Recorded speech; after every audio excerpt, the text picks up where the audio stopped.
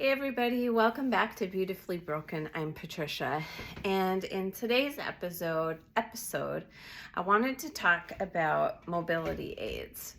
Now, not everybody with chronic pain or Ehlers-Danlos syndrome or any lupus or fibromyalgia, you may not have to use mobility aids on a daily basis. And that was true for me for many, many years up until I think June of 2021. And my knees and ankles were starting to become very unstable, and I was having a lot of falls. So the first step was, actually, I take that back. The first mobility aid that I got was a cane. And the reason why I got the cane was because I was having feet pain. So prior to getting my AFOs, my ankle foot orthotics, I was having very sharp shooting pain in my feet, and it was hard to even walk with tennis shoes.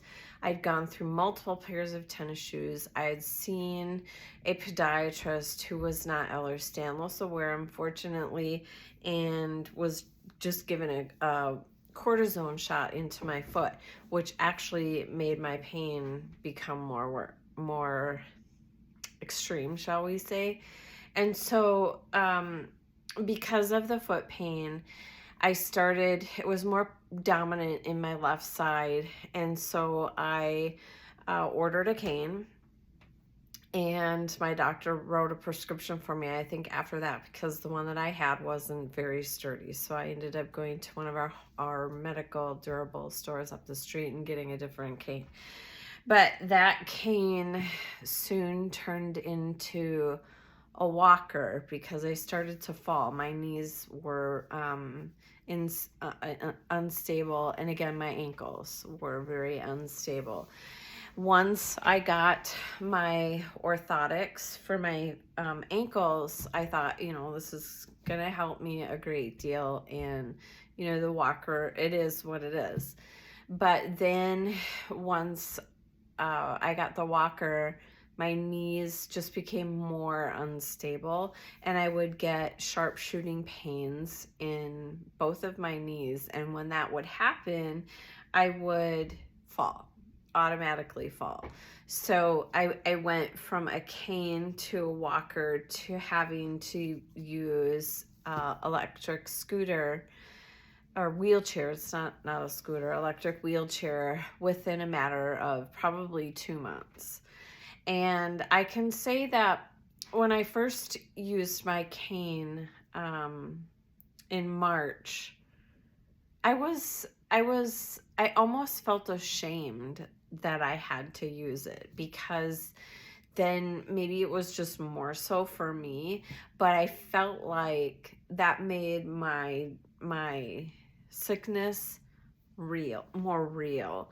And I remember a friend of mine was visiting with me for the weekend, and I'd just been recently diagnosed it was in January of 21, and then my friend came in March of 2021, and we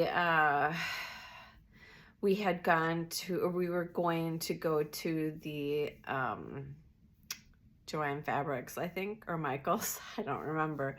But she told me to grab my cane because I was having some unstable moments. And again, reflecting back on that time just made me feel like everyone's going to stare at me. Everybody's going to look at me. I don't need to use this. I knew in my mind that I needed it, and I depend on it. And now more so than ever.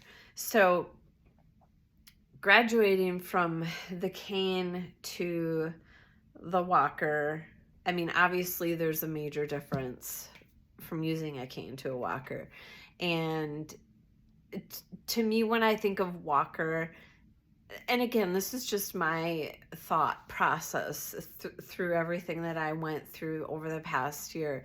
When I feel like I was thinking in my brain of what type of people use a walker? Well, elderly people use a walker, and I am in my 50s, but I'm not to the point of where I needed to use a walker if I didn't have Ehlers-Danlos and all my own unstable joints and all of the other ailments that come along with that. So I think then once I had to progress to using the electric wheelchair, I feel like there's this a complex down the road from us that are like it's like a memory care, but then there are also apartments for 55 and older. And again, going back to that point, I see a lot of those people like zooming around the block in their electric wheelchair that look very similar to mine. And you know what, now after looking back, I think, that's awesome that they're getting out, they're using their scooters, they're going around the block, they're taking their dogs for a walk, and that's amazing and great. But I can tell you, for me, now I've crossed that path because it's been some time and I had to get outside of my head. And I think that if you're like me and you were new to any type of a diagnosis or relying on mobility aids, that you have to get out of your own head if that's the route that you chose. That's the route that I chose, was just getting in my head and worrying about what more people were going to think about me having to use a cane, a walker, or a wheelchair. And it took me a while to do. Now, I say that only because I was able to, at that point, go more places up until I got into the wheelchair. I was able to go more places, and I didn't want people looking at me, and I didn't want people staring at me thinking, well, what is wrong with her? I got a disability parking pass where I was able to park. I don't like calling it handicapped. I don't even believe that it's called handicapped anymore on the disability sticker or even in the parking spaces. But there has been a couple of instances where when I used the disability parking spot and I would put my tag in on the rear view mirror and I would get out of the car. The majority of the places that I do that at is either at a doctor's appointment where my husband can't take me, or if I've made a quick run to Target. Otherwise, I pretty much don't go anywhere else at this point by myself. But there was an occasion where I was getting out of that spot and someone had said to me, I don't understand why you're using this parking space. And I thought to myself, well, why does it matter what you think? I immediately went into my brain and thought, well, can't they see my ankle braces and my cane? And my walker was in my car. And if I was at Target, which I believe this happened at, I would use my cane to get inside to go grab their electric scooter so that I could scoot myself around inside. But I thought, and I think maybe that was one of the turning points for me, was that why does this person care why I am parked in this spot? And I know that there's many others, that this has happened to, but shame on you if you have done that to someone. Just because I look normal does not, and I cannot say this enough, does not mean, or anyone that looks normal does not mean that we are not suffering something on the inside that you cannot see. So that's the first thing. But I had to learn to get out of my own head, and I feel like that helped me say, you know what, I need this. This is my life now. And though there's always going to probably for me be that grieving process that I go through because of the pain that I'm in and because of the things that I'm not able to do, or because I'm not able to wash dishes anymore without my hands hurting, or cooking a meal without my hands hurting, and just walking up and down the stairs without my cane because my knees hurt so bad and I might slip and fall. Those things, I mean, they still play a factor in my everyday life because it's the reality of where I'm at with, all of the comorbidities and the sicknesses or illnesses that I have.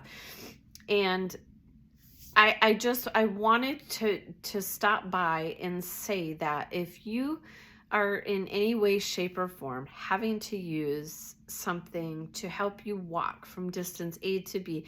Now, I use my wheelchair in my home, and I use my walker in my home because there's some places that my wheelchair can't get to, but I have still fallen in my home while using my walker or my cane, or even getting into my wheelchair. And so don't be afraid to use those mobility aids. They're there for you, and I know that it's a hard thing, maybe not for everybody, but for me it was a hard thing to adjust to. And I think another situation was maybe last month I went to a lunch, and I know, and I've talked about this before, I know that when I'm going to go somewhere, I have to plan that. I have to plan it from start to finish. So if it's a doctor's appointment where I'm driving myself or my husband is driving me, I have said I have to sit on an ice pack with my coccyx cushion, and depending on the length of the ride can determine how bad my back pain is going to be. And now sitting in the car for any length of time is hurting both of my knees. But to prepare myself from leaving to getting to where I want to be to the time I need to leave, and typically that time frame is not very long. But I last month went out for lunch, and I knew my husband went with me, my son went with me, and we had my wheelchair with. And once I got into the restaurant, and this is nobody's fault at all, that had planned the event, but there weren't wheelchair accessible tables. They were kind of like the high top tables, which was fine. I just moved my cushion onto the chair, but my wheelchair was sitting there, and there were some people that had no idea that I was progressively getting worse, or even sick with Ehlers-Danlos syndrome. And I don't like to discuss out in public to those people that, in great detail, because I feel like that takes away from the time that I'm out to enjoy myself, if that even makes sense. So,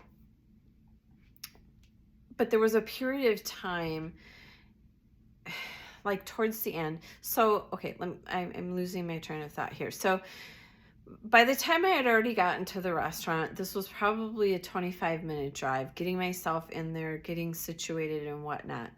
And did I have a good time when I was there? I did. I absolutely did. I got to see people that I hadn't seen before. I got to get out of the house and have fun, and we, gambled a little bit. And then I knew that I had pushed myself to the limit of saying, okay, I need to go. And it's almost like I felt like it wasn't fair for me to put a time frame on it, because then I felt like I was watching my watch. Okay, well, I've been here for a half hour, 45 minutes, and about 15 minutes I'm going to have to go. I know that the ride home is going to be 30 minutes, and by that time I'm going to be in so much pain, and I need to end it. And so I think for me, I need to stop doing that. I just need to stop putting a time frame on it and saying, listen to your body.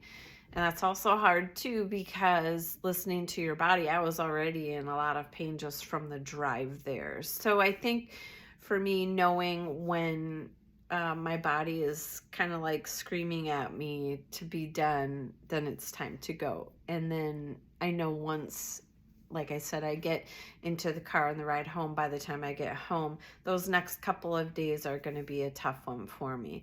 But going back to the wheelchair situation, so by by the time I told my husband I was ready to leave, I was starting to situate myself into my wheelchair and get ready to go. And just a wave of emotion took over me.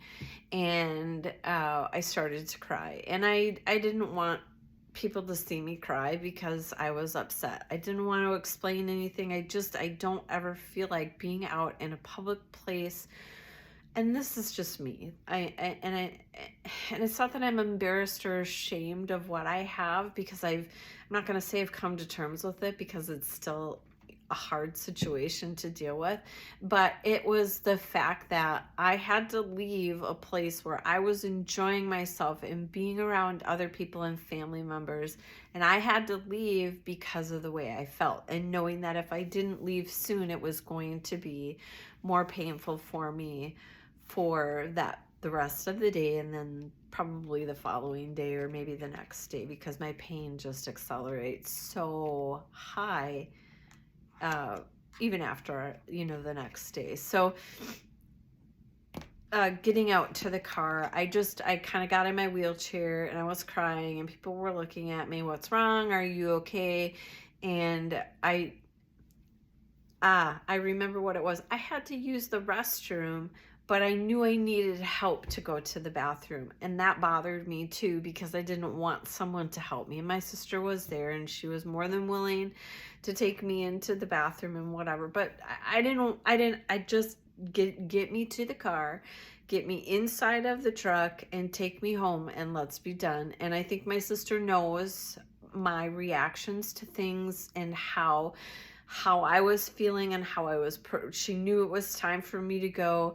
And we said our goodbyes. She didn't say anything to me, got me in the truck, got home, and I just explained, to my husband, I was crying because I didn't like the fact that I was not able to sit and enjoy the time like everybody else was. So much has been taken from my life that I'm constantly reminded that I'm not able to do those things anymore. I'm not able to go out to eat for as long as I want to. I'm not able to sit in this darn chair and record a podcast for people to listen to and educate people on for as long as I used to. And I'm not able to sit in a car. I'm not able to walk without an aid at all anymore.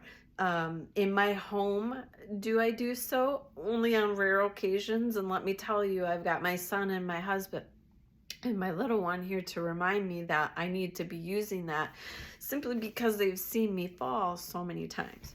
So going back to the mobility portions, I just wanted to give some examples of real life of how Ehlers-Danlos or chronic pain or my situation has played into this process of life of where I am now. And needing a mobility aid is not shameful. It should not be embarrassing to you. Wearing my ankle braces on my feet and my ankles support my ankles. Wearing my knee braces on my knees support my knees. And those things are all okay. Do I feel like sometimes I'm wrapped in a bubble so that I can't fall and hurt myself? Absolutely.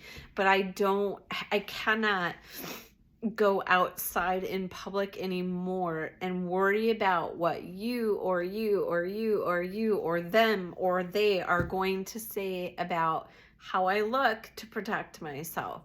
So if you are new to any kind of a diagnosis where you need a cane or you need that walking aid, please try to overcome that strong urge of feeling embarrassed, because it's not your fault.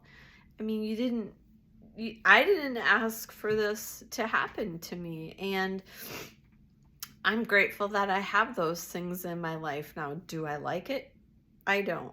I absolutely don't. I wished I didn't have to do it. And I can't say that there's been a week that's gone by that I've said out loud, I wished I could just wash the dishes. I wish I could just get in the shower normally and take a shower or wash my face or whatever it might be without having to use something to hold my body up. But the fact of the matter is, that's how life is for me now. That's how my life is now. And so I've learned to accept those things. Not saying I like it, not saying I hate it, but I've learned to accept it. And so I share with you those things because I know I've talked about using, head wraps for headaches and, ring splints for my fingers and heating pads and ice packs and all the things for pain. But I hadn't discussed mobility and what that means. And it can mean something different for each one of you. But know that they're there for you and they're there to help you. And the quicker that I was able to accept it into my life and not feel embarrassed, the quicker I was able to say, hey, don't forget to pack my walker into the trunk because I have an appointment and you're not able to take me and I need that. So, I mean, it is what it is. And does it suck? Yeah, sometimes a lot. But I've learned, again, as I said, what someone else thinks of how I look or what I use is not dependent on who I am. I am a strong person. I don't always feel that way, but I am a strong person and I'm a fighter and I don't want to give up. Sometimes I do, but I don't want to give up. This is my life and I have to learn, even now going forward, how to push through these days of chronic pain and all of the other illnesses that have come along with it. So take away these things: a cane, a walker, a wheelchair, a shower chair, anything that you need to help your body move safely is okay. And it's okay to need those things. I'm just saying. So I've kind of rabbled on. I know, I'm sorry. I wanted to give some, personal insight on what it's like to use mobility aids because it's part of my life now. And that's my goal, is to share a part of different parts of my life with you when I can. So thank you for listening. Thank you for listening to my stories. Thank you for stopping by. Thank you for supporting. Thank you for being understanding. And today is International Day of the Zebra. So I hope you all have a fabulous day. I pray for you to find your wisdom inside yourself. Even though we're beautifully broken, we are all in it together. Until next time, guys, thanks.